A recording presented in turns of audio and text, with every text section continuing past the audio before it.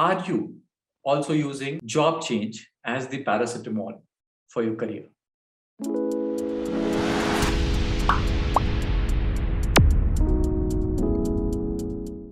I've grown up in a very small town, a town which had limited infrastructure abilities, which means education, medical services, infrastructure. A lot were very, very basic.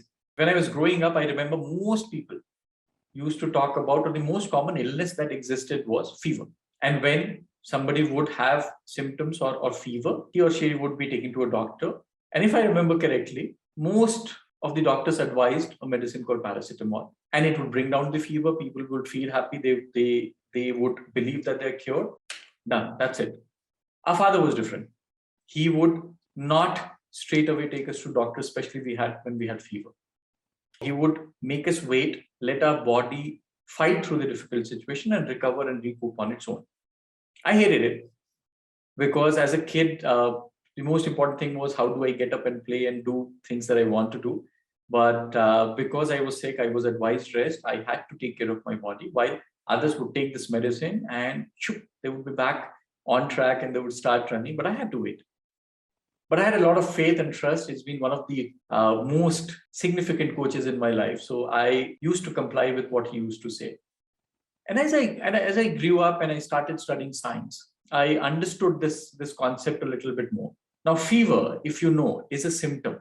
It's a mechanism by which the body is fighting something external which is coming to the body. It's the way to respond to something which the body is not okay with.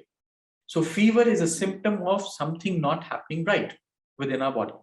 And what most of these medicines were doing, they were bringing down the symptom. And when the symptom was down, it created a temporary relief. People would think that the problem is solved. But the fact is, the problem was never identified and cured for. We cured the symptom and not the problem. Now, when it comes to workplace or career, a lot of people, including me, have done this mistake where we see job change as the solution to everything.